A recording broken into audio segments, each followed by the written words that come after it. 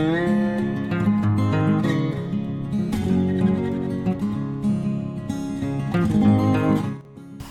teman writers, welcome back dan selamat datang bagi yang baru bergabung. Semoga kita semua sehat selalu. Amin.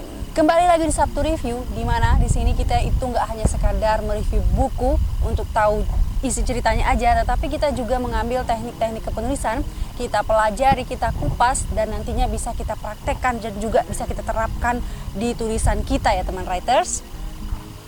Eternal Sunshine, sebuah drama romantis karya Ragil JP adalah buku yang akan kita bedah hari ini. Ini dia bukunya.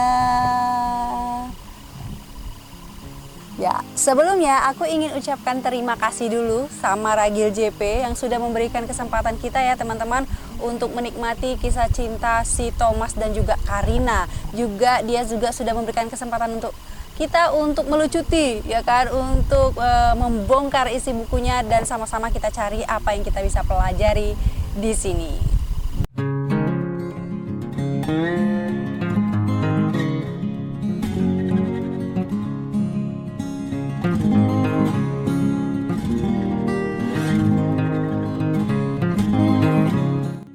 Ragil JP ini, penulisnya ini adalah termasuk penulis yang sangat aktif menulis, juga sangat aktif membaca ya teman-teman.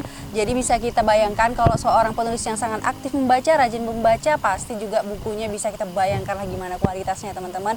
Jadi bagi teman-teman yang memang kepo dengan penulisnya, pengen kenalan lebih dekat, aku sudah letakkan semua alamat media sosialnya di bawah sana, di description box. Jadi Eternal Sunshine ini terbit di AT Press, khususnya AT Press Sumatera. Jadi AT Press ini sudah tidak asing lagi bagi kita ya teman-teman. Bagi yang mau bergabung di AT Press, linknya juga sudah aku letakkan di description box. Di sana sering sekali ada event-event menulis. Ya sekarang juga kayaknya lagi ada diselenggarakan sebuah event menulis, jadi langsung aja ke sana, nggak usah pakai tunggu-tunggu lama lagi.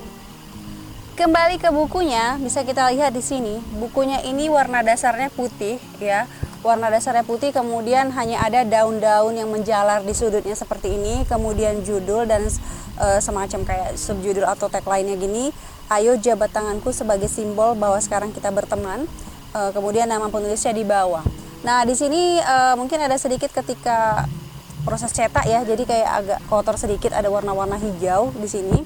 Dan kemudian blurbnya, kalau menurut aku di sini keluar dari yang namanya margin ya, jadi kayak lebar sekali gitu, terlalu melebar. Sebenarnya nggak masalah juga sih, cuman kalau misalnya dia tidak terlalu melebar seperti ini, tulisannya bisa dikecilkan, itu pastinya lebih enak dilihat lagi ya teman-teman. Tapi untuk isinya sih, lewat isinya nggak masalah, enak sekali dibaca. Kemudian per babnya seperti ini, ada semacam pembatas gini untuk diberikan di sini judul dari per babnya. Dan di sini rapi sekali isinya, ya rapi sekali semua layoutnya. Jadi buku untuk layoutnya enak sekali dibaca ya teman-teman, dan keren sekali. Nah novel ini sebenarnya bercerita tentang apa sih? Jadi novel ini bercerita tentang seorang gadis bernama Karina, yang si Karina ini adalah gadis yang dingin, tetapi dia emosional sekali, gampang sekali dia tersulut emosi. Jadi ketika dia mendengar temannya bernama Lena katanya disakiti oleh lelaki, bahkan dinodai oleh seorang lelaki, dia ingin membantu si Lena ini untuk membalaskan dendam. Nah laki-laki itu sendiri bernama Thomas ya, yang dia adalah seorang yang tampan dan juga kaya raya, yang setelah didekati ternyata tidak seperti dugaan si Karina sebelumnya, yang katanya adalah laki-laki yang kejam, yang playboy gitu, yang genit sama wanita dan sebagainya. Nah balas dendam ini tadi memanfaatkan situasi. Pertama, situasi si Karina ini sebagai wedding organizer. Kebetulan kakaknya si Thomas, si Teresia, itu sedang itu akan melaksanakan pernikahannya. Jadi dengan segala upaya dia mendekati keluarga Thomas untuk bisa menjadi wedding organizer. Nanti di situ akan ada proses balas dendam si Lena ini tadi. Tapi kemudian di tengah perjalanan dia menjadi ragu, itu karena melihat keluarganya sebenarnya sangat baik sekali padanya, dan juga nanti bakalan rumit ketika cinta itu malah hadir di dirinya. Dan kemudian nanti ada juga kisah-kisah masa lalu si Thomas ini tadi yang bikin semuanya itu menjadi rumit, dan yang bikin semua itu kehidupan si Karina semua itu menjadi sama sekali berubah. Bagaimana ceritanya? Yuk kita lanjutkan lagi untuk membahas unsur-unsur lain di dalam buku ini.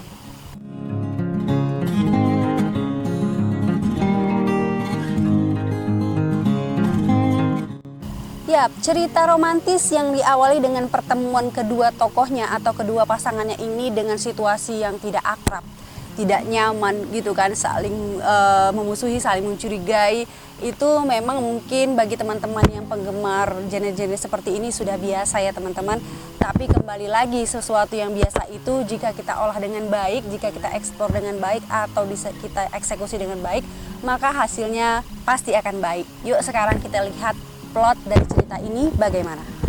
Nah, untuk penyusunan plot, aku pikir di sini sudah sangat rapi ya, dan membuat cerita ini menjadi cukup menarik. Dan yang paling menarik lagi yang bisa kita pelajari dari sini adalah hampir di akhir nanti penulisnya ini membuat sebuah plot, yaitu plot di mana pasangan kita ini sepertinya sudah akan mengalami atau sudah akan mendapati kebahagiaan dalam hidup mereka. Tapi ternyata itu adalah kebahagiaan semu yang kemudian dihancurkan lagi dengan konflik yang ternyata lebih besar.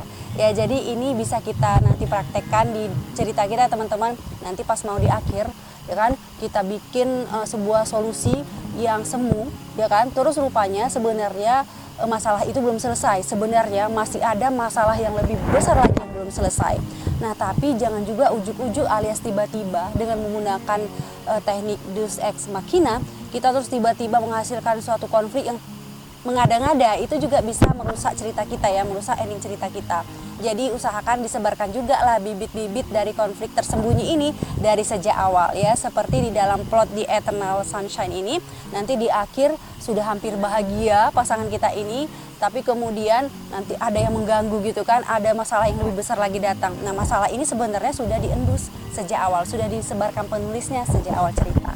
Untuk bab pertama, aku pikir ini bagus sekali. Jadi bab pertamanya itu langsung masuk dia inciting incident dan langsung memperkenalkan karakter-karakternya itu dengan baik ya. Jadi memang seperti inilah seharusnya bab pertama di novel kita. Nah, kita sudah pernah membahas mengenai bab pertama di sini ya. Bagi yang belum nonton video ini, silahkan nonton dulu video itu.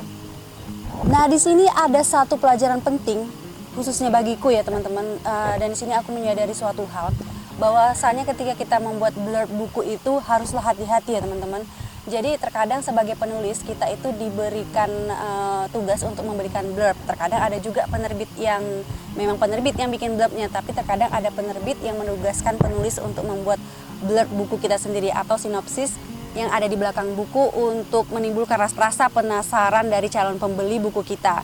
Nah, di sini ya menurut aku di dalam blurbnya itu ternyata sudah membongkar lebih dahulu sesuatu yang penting gitu ya. Jadi misalnya ketika kita sudah membaca blurb, terus kemudian kita ketemu sesuatu hal, yaitu perbincangan antara Karina dan Lena di halaman 32, itu masih halaman-halaman awal, dan gara-gara kita sudah membaca blurb di halaman awal itu, kita sudah bisa mengendus ini nanti bagaimana akhirnya, ini nanti bagaimana endingnya. Jadi aku harap teman-teman ngerti maksudku ya. Jadi kalau misalnya kita membuat blurb, itu jangan sampai kita membongkar misteri atau rasa penasaran yang harusnya ada, terus ada di maintenance dari awal sampai akhir cerita, cuman gara-gara blurbnya agak terbuka, kita jadinya gagal melakukan itu ya teman-teman. Jadi ini pelajaran yang paling penting sekali khususnya bagiku.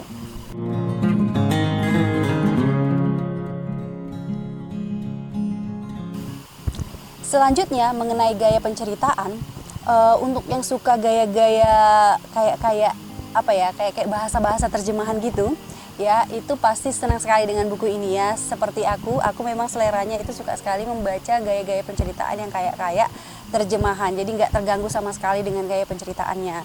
Tapi ada hal yang sedikit mengganggu juga di buku ini, itu di bagian dialognya ya teman-teman. Jadi seperti dijelaskan di buku ini, setting cerita itu adalah Jakarta, tetapi dialognya itu sangat cukup kaku lah, bisa dibilang ya, bisa diluaskan lagi.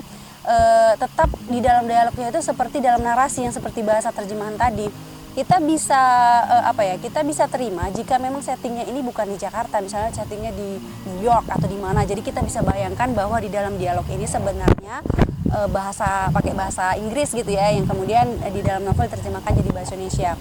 Tetapi ini kan settingnya di Jakarta, jadi kalau bisa di dalam dialog itu diluaskan lagi.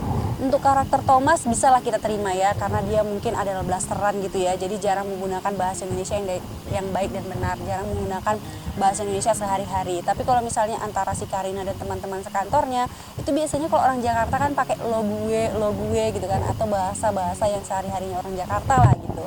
Nah itu saja menurutku di gaya penceritaan. Sebenarnya ada satu lagi nih di gaya penceritaan yang perlu menjadi poin kita ya teman-teman, yang harus kita bisa ingat-ingat seterusnya ketika kita menulis nanti. Nah kita kan ini sering menggunakan nama orang gitu ya, nama karakter kita misalnya si Karina, dan kemudian kita bisa ganti dengan kata ganti dia ya untuk menceritakan apalagi yang akan dilakukan untuk di dalam cerita kita itu ya. Tapi kemudian kalau misalnya kita bosan menggunakan nama Karina kemudian dia, itu kita bisa gantikan dengan misalnya penggambaran dari sifatnya atau penggambaran dari ciri fisiknya, misalnya wanita yang memiliki lesung pipi itu gitu ya. Nah tapi teman-teman, kalau kita mengubah kata ganti atau nama karakter kita menjadi frase yang menerangkan atau mendeskripsikan karakter itu kita harus ingat-ingat bahwa kita punya dua tujuan ya. Yang pertama untuk variasi bahasa yang kita pakai, dan yang kedua adalah untuk memperkenalkan atau menjabarkan atau mendeskripsikan karakter kita, ciri fisiknya kepada pembaca ya, baik ciri fisiknya juga baik dari sifat-sifatnya lah gitu. Nah jadi kalau bisa jangan sampai karakter fisik itu atau penggambaran fisik itu diulang-ulang ya teman-teman. Nah, kalau misalnya diulang 2-3 kali bolehlah dengan jarak yang mungkin agak jauh, tapi kalau misalnya terus-menerus diulang itu bakalan merusak cerita kita juga ya teman-teman. Nah karakter buildingnya cukup oke, nggak ada masalah kecuali yang dialog itu tadi ya, kalau bisa diluaskan. Dan kemudian kita masuk ke tata bahasa ya teman-teman. Nah di sini mungkin ini permasalahan ketika layouting ya. Di sini banyak sekali kata-kata yang dempet gitu ya, banyak sekali kata-kata yang dempet.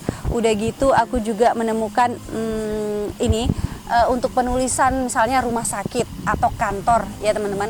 Kalau misalnya nggak ada namanya atau nggak ada nama instansinya, itu nggak usah pakai huruf besar ya. Misalnya kalau misalnya aku pergi ke kantor, ya udah kantornya itu huruf K aja. Atau aku pergi ke rumah sakit, ya udah nggak ada namanya, berarti rumah sakitnya nggak usah pakai huruf besar. Kecuali kalau kita meneruskannya dengan namanya, misalnya kantor camat Medan Perjuangan misalnya, itu baru kantornya huruf besar, C-nya camatnya C-nya huruf besar dan sebagainya, itu harus huruf besar semua. Begitu juga kalau rumah sakit, misalnya kita tambah dengan rumah sakit Pirngadi, baru dia huruf besar. Itu harus diingat-ingat ya teman-teman.